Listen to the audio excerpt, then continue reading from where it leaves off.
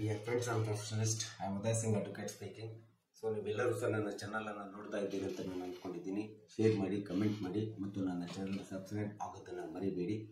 So ಇವತ್ತು ನಾನು ಇನ್ನೊಂದು ವಿಷಯವನ್ನು ತೆಗೆದುಕೊಂಡು ನಿಮ್ಮ ಮುಂದೆ ನಾನು ಬಂದಿದ್ದೀನಿ.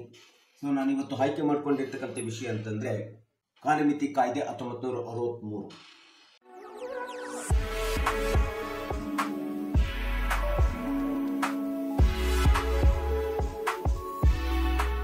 ಸೊ ಕಾಲಮಿತಿ ಕಾಯ್ದೆ ಎಂಬತಕ್ಕಂಥದ್ದು ಯಾವುದೇ ಒಂದು ಸಿವಿಲ್ ದಾವೆಯನ್ನು ಹೂಡಿದಂಥ ಸಂದರ್ಭದಲ್ಲಿ ಅತಿ ಪ್ರಮುಖವಾದಂಥ ಪಾತ್ರ ನಿರ್ವಹಣೆ ಮಾಡುವಂಥ ಕಾಯ್ದೆ ಅಂತಂದ್ರೆ 1963ರ ಕಾಲಮಿತಿ ಕಾಯ್ದೆ.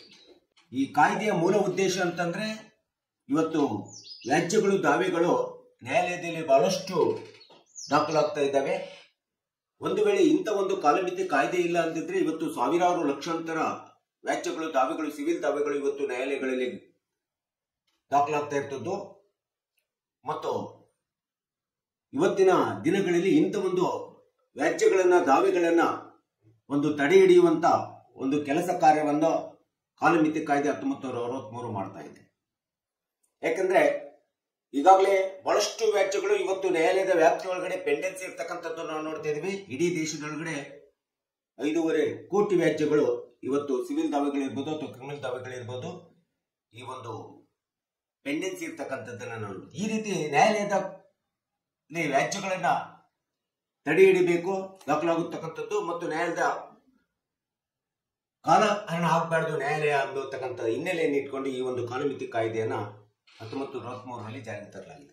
ಪ್ರತಿಯೊಬ್ಬ ವ್ಯಕ್ತಿಯು ಸಹ ತನ್ನದೇ ಆದಂತ ಆಸ್ತಿ ಅಥವಾ ಕೌಟುಂಬಿಕ ಆಸ್ತಿ ಒಳಗಡೆ ತಾನು ಬದುಕಿರುವಾಗ ಅಥವಾ ತಾನು ಸತ್ತ ನಂತರ ತನ್ನ ವಾರಸುದಾರನಿರ್ತಾನೆ, ಆ ವಾರಸುದಾರರು ತಮ್ಮದೇ ಆದಂತ ಹಿಂದೂ ವಾರಸುದಾರರ ಕಾಯ್ದೆ 1956ರ ಪ್ರಕಾರ ಇರ್ಬೋದು ಮತ್ತು 2005ರಲ್ಲಿ ತಿದ್ದುಪಡಿಯಾಗಿರ್ತಕ್ಕಂಥ ವಾರಸುದಾರರ ಕಾಯ್ದೆ ಪ್ರಕಾರ ತಮ್ಮ ಆಸ್ತಿಯ ಹಕ್ಕನ್ನ ಪಡೆದುಕೊಳ್ಬೇಕು ಮತ್ತು ತಮ್ಮ ಆಸ್ತಿಯ ಸ್ವಾಧೀನತ್ವವನ್ನು ಪಡೆದುಕೊಳ್ಬೇಕಂತಂದ್ರೆ ಈ ಒಂದು ಕಾಲಮಿತಿ ಕಾಯ್ದೆ ಅಡಿ ಒಳಗಡೆ ನಾವು ಎಷ್ಟು ಕಾಲಮಿತಿ ಒಳಗಡೆ ನಾವು ದಾವೆಯನ್ನು ಹೂಡಬೇಕು ಎಂಬತಕ್ಕಂಥದ್ದನ್ನ ಹೇಳುವಂಥದ್ದು ಕಾಲಮಿತಿ ಕಾಯ್ದೆ 1963. ಸಹಜವಾಗಿ ಇಮೂವಬಲ್ ಪ್ರಾಪರ್ಟಿ ಒಳಗಡೆ ನಾವು ಒಂದು ಸಿವಿಲ್ ದಾವೆಯನ್ನು ಹಾಕ್ಲಿಕ್ಕೆ ಹೋದಂತ ಸಂದರ್ಭದಲ್ಲಿ ಈ ಒಂದು ಕಾಯ್ದೆಯ ಪ್ರಕಾರ ಯಾವುದೇ ಒಂದು ಸಿವಿಲ್ ದಾವೆ ನ್ಯಾಯಾಲಯದೊಳಗಡೆ ದಾಖಲೆ ಆಗ್ಬೇಕಾದ್ರೆ ಕಾಲಮಿತಿ ಕಾಯ್ದೆ ಪ್ರಕಾರ 3 ವರ್ಷದ ಒಳಗಡೆ ದಾಖಲೆ ಮಾಡ್ಬೇಕೆಂಬತಕ್ಕಂಥದ್ದನ್ನ ಈ ಕಾಯ್ದೆ ಹೇಳ್ತಾ ಇದೆ. ಸೊ ನಮ್ಮ ಸೇಲ್ ಡೀಡ್ ಇರ್ಬೋದು, ಅಗ್ರಿಮೆಂಟ್ ಇರ್ಬೋದು ಅಥವಾ ಸೇಲ್ ಅಗ್ರಿಮೆಂಟ್ ಇರ್ಬೋದು, ಮಾರ್ಟ್ಗೇಜ್ ಪ್ರಾಪರ್ಟಿ ಇರ್ಬೋದು, ಹ್ಯಾಂಡ್ ಲೋನ್ ಅಗ್ರಿಮೆಂಟ್ಸ್ ಗಳಿರ್ಬೋದು, ಒತ್ತಿ ರಿಜಿಸ್ಟರ್ಸ್ ಗಳಿರ್ಬೋದು, ಈ ಎಲ್ಲ ಒಂದು ವ್ಯಾಜ್ಯಗಳು ನಿರ್ಮಾಣ ಆದಾಗ ಈ ಎಲ್ಲ ಸಿವಿಲ್ ದಾವೆಗಳು ನ್ಯಾಯಾಲಯದಲ್ಲಿ ಹೂಡಬೇಕಾದ್ರೆ ಸಹಜವಾಗಿ ಈ ಒಂದು ಕಾಲಮಿತಿ ಕಾಯ್ದೆ ಪ್ರಕಾರ 3 ವರ್ಷಗಳ ಒಳಗಡೆ ಹೂಡಬೇಕಂತೇಳಿ ಸೆಕ್ಷನ್ 3 ಮತ್ತು 4ರಲ್ಲಿ ಈ ನಿಯಮವನ್ನು ಸ್ಪಷ್ಟವಾಗಿ ಹೇಳಿರ್ತಕ್ಕಂಥದ್ದನ್ನ ನಾವು ನೋಡ್ತಾ ಇದ್ದೇವೆ. ಹಾಗಾದ್ರೆ 3 ವರ್ಷಗಳು ಆದ ನಂತರ ತಡ ಆಯಿತು ಅಂದ್ರೆ ಈ ಒಂದು ದಾವೆಗಳು ಹೂಡ್ಲಿಕ್ಕೆ ಬರುವುದಿಲ್ಲ ಎಂಬತಕ್ಕಂಥ ಪ್ರಶ್ನೆಯಲ್ಲಿ ಉದ್ಭವಿಸುತ್ತದೆ. ಅಂತ ಸಂದರ್ಭದಲ್ಲಿ ಸಾರ್ವಜನಿಕರು ಮತ್ತು ಕಕ್ಷಿದಾರರು ಈ ಒಂದು ಕಾಲಮಿತಿ ಕಾಯ್ದೆಯ ಪ್ರಕಾರ ಸೆಕ್ಷನ್ 5ರ ಪ್ರಕಾರ ಸೊ ನಾವು ಅದರ ಅಡಿಯಲ್ಲಿ ಕಂಡೋನೇಷನ್ ಡಿಲೇ ಅಂತೇಳಿ ಅರ್ಜಿಯನ್ನು ಹಾಕೊಂಡು ವಕೀಲರು ನಿಮ್ಮ ಒಂದು ದಾವೆಗೆ ಸಕಾರಣವನ್ನ ನ್ಯಾಯಾಲಯದ ಮುಂದೆ ಸಾಕ್ಷಿಗಳ ಮೂಲಕ ಸಕಾರಣವನ್ನ ಸಮರ್ಥನೆ ಮಾಡಿದಾಗ ವಾದವನ್ನು ಮಂಡಿಸಿದಾಗ ನಂತರ ನ್ಯಾಯಾಲಯ ಒಪ್ಪಿಗೆಯನ್ನು ಕೊಡ್ತದೆ. ಒಪ್ಪಿಗೆಯನ್ನು ಕೊಟ್ಟಂತ ಸಂದರ್ಭದಲ್ಲಿ ನಿಮ್ಮ ಸಿವಿಲ್ ದಾವೆಯ ವ್ಯಾಜ್ಯವನ್ನು ಮುಂದುವರಿಸುವಂತ ಒಂದು ಅನುಕೂಲತೆ ಈ ಒಂದು ಕಾಲಮಿತಿ ಕಾಯ್ದೆ ಸೆಕ್ಷನ್ 5ರಲ್ಲೂ ಸಹ ಅಡಿಯಲ್ಲಿ ಮಾಡಿಕೊಂಡಿರ್ತಕ್ಕಂಥದ್ದನ್ನ ನಾವು ನೋಡ್ತಾ ಇದ್ದೇವೆ. ಒಂದು ವೇಳೆ ನಿಮ್ಮದೇ ಆದಂತ ಆಸ್ತಿಯನ್ನು ಯಾರಾದ್ರೂ ಬೇರೆಯವರು ಅತಿಕ್ರಮಣ ಮಾಡಿದ್ರು, ಬೇರೆಯವರಿಗೆ ನಿಮ್ಮ ಒಂದು ಆಸ್ತಿ ಮಾರಾಟವಾಗಿತ್ತು ಅಥವಾ ಬೇರೆಯವರಿಗೆ ಒತ್ತಿ ರಿಜಿಸ್ಟ್ರೇಷನ್ ಆಗಿತ್ತು ಅಥವಾ ಮಾರ್ಟ್ಗೇಜ್ ಆಗಿತ್ತು ಎಂಬತಕ್ಕಂಥ ಸಂದರ್ಭದಲ್ಲಿ ಅಥವಾ ಅಡ್ವರ್ಸ್ ಪೊಸಿಷನ್ ನಲ್ಲಿ ಇದ್ರು ಎಂಬತಕ್ಕಂಥ ಸಂದರ್ಭದಲ್ಲಿ ನೀವೇನಾದ್ರೂ ನಿಮ್ಮ ಸಿವಿಲ್ ದಾವೆಯ ಆಸ್ತಿ ಹಕ್ಕನ್ನ ಪ್ರಶ್ನಿಸಬೇಕಂತಂದ್ರೆ ಅಥವಾ ದಾವೆಯನ್ನು ಹೂಡ್ಬೇಕಂತಂದ್ರೆ ಅಂತ ಸಂದರ್ಭದಲ್ಲಿ ಸಹಜವಾಗಿ ನಿಮಗೆ 12 ವರ್ಷಗಳ ಕಾಲಮಿತಿ ಇರ್ತದೆ. 12 ವರ್ಷದ ಒಳಗಡೆ ನೀವು ಆ ವ್ಯಾಜ್ಯವನ್ನ ಬೇರೆಯವರಿಗೆ ಮಾರಾಟವಾದಂತ ಸಂದರ್ಭದಲ್ಲಿ ಅಥವಾ ಒತ್ತಿ ರಿಜಿಸ್ಟರ್ ಆದಂತ ಸಂದರ್ಭದಲ್ಲಿ ಅಥವಾ ಬೇರೆಯವರು ವಶದಲ್ಲಿ ಇದ್ದಂತ ಸಂದರ್ಭದಲ್ಲಿ ಪುನಃ ನಿಮ್ಮ ಸ್ವಾಧೀನತ್ವವನ್ನು ಪಡ್ಕೋಬೇಕಂದ್ರೆ 12 ವರ್ಷದೊಳಗಡೆ ನೀವು ಸಿವಿಲ್ ದಾವೆಯನ್ನ ಸಂಬಂಧಪಟ್ಟಂತ ನ್ಯಾಯಾಂಗದ ಕಾರ್ಯವ್ಯಾಪ್ತಿ ಒಳಗಡೆ ದಾವೆಯನ್ನು ಹೂಡಬೇಕಾಗುತ್ತೆ. ಇದು 12 ವರ್ಷ ಸಹಜವಾಗಿ ಅಡ್ವರ್ಸ್ ಪೊಸಿಷನ್ ಆಗಲಿ ಅಥವಾ ಇನ್ಯಾರಿಗೋ ನಿಮ್ಮ ಆಸ್ತಿ ಹೋಗಿದೆ, ನಿಮ್ಮ ಕೈ ಮೀರಿ ಹೋಗಿದೆ ಅಂತೇಳಿ ಎಂಬತಕ್ಕಂಥ ಸಂದರ್ಭದಲ್ಲಿ 12 ವರ್ಷಗಳ ಕಾಲಮಿತಿ ಇರ್ತಕ್ಕಂಥದ್ದು ನಾವು ನೋಡ್ಬೇಕಾಗುತ್ತೆ. ಕೆಲವೊಂದು ಸಂದರ್ಭದಲ್ಲಿ 12 ವರ್ಷಗಳು ಮೀರಿದೆ ಅಂದ್ರಾಗ ನಾವು ನಮ್ಮ ಆಸ್ತಿಯನ್ನು ಇನ್ನೊಬ್ಬರ ಅತಿಕ್ರಮಣದಲ್ಲಿದೆ, ಇನ್ನೊಬ್ಬರ ಕಬ್ಜಾದಲ್ಲಿದೆ ಅಥವಾ ಇನ್ನೊಬ್ಬರ ನಮ್ಮ ಆಸ್ತಿಯನ್ನ ಮೋಸದಿಂದ ವಂಚನೆಯಿಂದ ಅತಿಕ್ರಮಿಸಿಕೊಂಡಿದ್ದಾರೆ ಎಂಬ ಸಂದರ್ಭದಲ್ಲಿ ನೀವೇನಾದ್ರೂ 12 ವರ್ಷಗಳು ಮೀರಿದೆ ನಾವು ಹೇಗೆ ಪಡಿಬೇಕಂತೇಳಿ ಬಂದಂತ ಸಂದರ್ಭದಲ್ಲಿ ಇದೇ ಒಂದು ಕಾಲಮಿತಿ ಕಾಯ್ದೆ ಸೆಕ್ಷನ್ 136 ಮತ್ತು 137 ಪ್ರಕಾರ ವಿಶೇಷವಾಗಿ 3 ವರ್ಷಗಳನ್ನ ಕೊಡಲಾಗ್ತದೆ. ಮತ್ತೆ ಸ್ಪೆಷಲ್ ಲೀವ್ ಫಾರ್ ಅಪೀಲ್ ಅಂತೇಳಿ ವಿಶೇಷವಾದಂತ ಮನವಿ ಅರ್ಜಿ ಅಂತೇಳಿ ನೀವು ಸಿವಿಲ್ ದಾವೆಯನ್ನು ಹೂಡಿಕೊಂಡಂತ ಸಂದರ್ಭದಲ್ಲಿ 12 ವರ್ಷದಿಂದ ಮತ್ತೆ 3 ವರ್ಷ ವಿಶೇಷ ಕಾಲಮಿತಿಯನ್ನು ಸಹ ಈ ಒಂದು ಕಾಲಮಿತಿ ಕಾಯ್ದೆ ಪ್ರಕಾರ ಕಕ್ಷಿದಾರರಿಗೆ ಸಾರ್ವಜನಿಕರಿಗೆ ಅನುಕೂಲ ಮಾಡಿಕೊಟ್ಟಿರ್ತಕ್ಕಂಥದ್ದನ್ನ ನಾವಿಲ್ಲಿ ನೋಡ್ತಾ ಇದ್ದೀವಿ. ಸೊ ಈ ಒಂದು ವಿಶೇಷ ಅರ್ಜಿ ಸಲ್ಲಿಸಿದಂತ ಸಂದರ್ಭದಲ್ಲಿ ನ್ಯಾಯಾಲಯದ ಮುಂದೆ ಸಂಬಂಧಪಟ್ಟಂತ ವಕೀಲರು ಮತ್ತು ಕಕ್ಷಿದಾರರು ತಮಗೆ ಯಾಕೆ 12 ವರ್ಷದ ನಂತರ ನಾನು ಈ ಅರ್ಜಿಯನ್ನು ಹಾಕ್ತಿದ್ದೇನೆ ಎಂಬತಕ್ಕಂಥದ್ದು ಸಕಾರಣವನ್ನು ದಾಖಲಾತಿಗಳ ಮೂಲಕ ಸಕಾರಣವನ್ನು ಸಮರ್ಥವಾಗಿ ನ್ಯಾಯಾಲಯಕ್ಕೆ ವಿವರಿಸಿದಂತ ಸಂದರ್ಭದಲ್ಲಿ ನಂತರ ನ್ಯಾಯಾಲಯ ಮನ್ನಣೆ ಕೊಟ್ಟಂತ ಸಂದರ್ಭದಲ್ಲಿ ಮಾತ್ರ ನೀವು ಮತ್ತೆ ನಿಮ್ಮ ಕೇಸನ್ನು ದಾವೆಯನ್ನು ಮುಂದುವರಿಸಿಕೊಂಡು ಹೋಗಲಿಕ್ಕೆ ಅವಕಾಶ ಇರ್ತದೆ. ಸೊ ಕೆಲವೊಂದು ಸಂದರ್ಭದಲ್ಲಿ ನಮ್ಮ ಸ್ವಂತ ಕುಟುಂಬದ ಆಸ್ತಿ ಒಳಗಡೆ ಅಣ್ಣ ತಮ್ಮಂದಿರು ಅಕ್ಕ ತಮ್ಮಂದಿರು ಚಿಕ್ಕಪ್ಪ ದೊಡ್ಡಪ್ಪ ಇವರುಗಳಲ್ಲಿ ಆಸ್ತಿ ಹಂಚಿಕೆ ಆಗದೆ ಸುಮಾರು ವರ್ಷಗಳವರೆಗೆ ಹೋಗಿರ್ತದೆ, 15, 20, 30 ವರ್ಷಗಳವರೆಗೆ ಹೋಗಿರ್ತದೆ. ಅಂತ ಸಂದರ್ಭದಲ್ಲಿ ಆಸ್ತಿ ಹಂಚಿಕೆ ಮಾಡದೆ ಸೊ ಯಾರೋ ಒಬ್ರು ಚಿಕ್ಕಪ್ಪನೋ ದೊಡ್ಡಪ್ಪನೋ ಅಥವಾ ಚಿಕ್ಕಪ್ಪನ ಮಕ್ಕಳು ದೊಡ್ಡಪ್ಪನ ಮಕ್ಕಳು ನಮ್ಮ ಆಸ್ತಿಯನ್ನ ಬೇರೆಯವರಿಗೆ ಮಾರಾಟ ಮಾಡಿಬಿಟ್ಟಿರ್ತಾರೆ, ನಮ್ಮ ಹಕ್ಕನ್ನ ಕಿತ್ಕೊಂಡು ಬಿಟ್ಟಿರ್ತಾರೆ.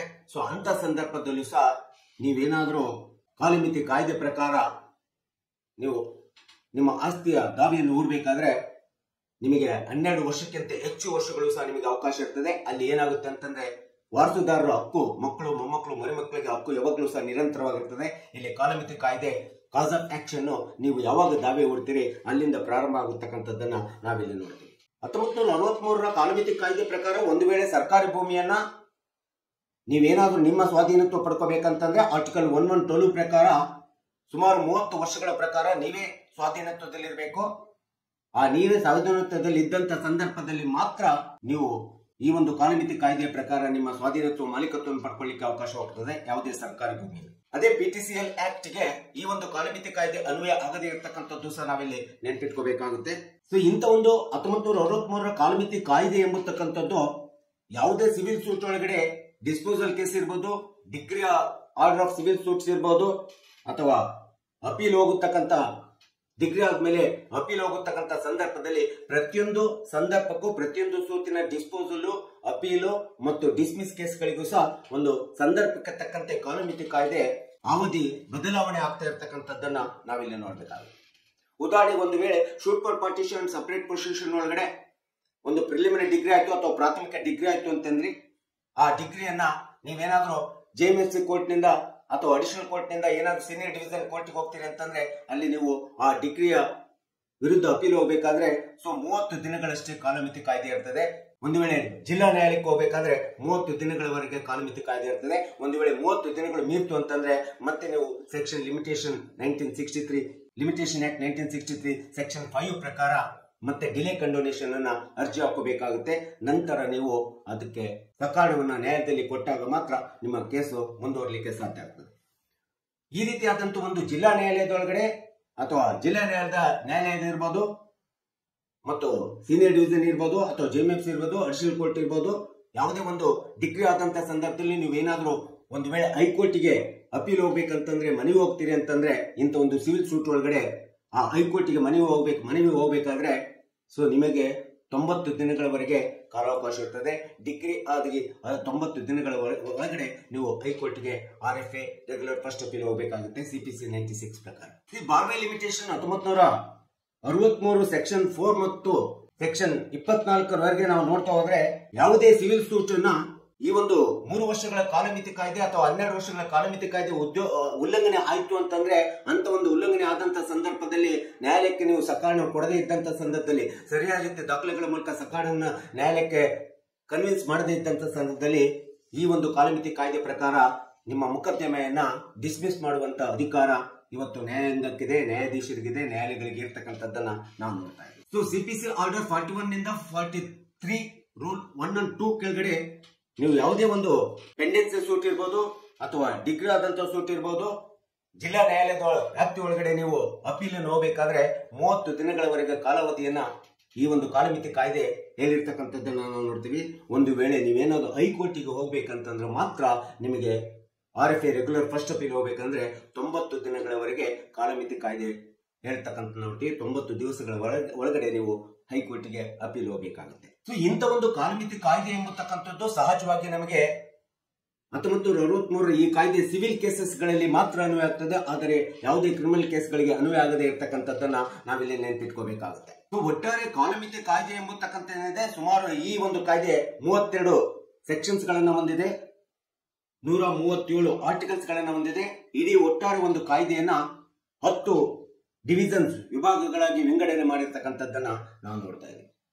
ಸೊ ಈ ರೀತಿಯಾದಂತಹ ಒಂದು ಕಾಲಮಿತಿ ಕಾಯ್ದೆ ಇವತ್ತು ಈ ಒಂದು ಸಿವಿಲ್ ದಾವೆಗಳಲ್ಲಿ ಅತಿ ಪ್ರಮುಖವಾದಂತಹ ಮಹತ್ವಪೂರ್ಣವಾದಂತಹ ಪಾತ್ರವನ್ನು ನಿರ್ವಹಣೆ ಮಾಡ್ತಾ ಇದೆ.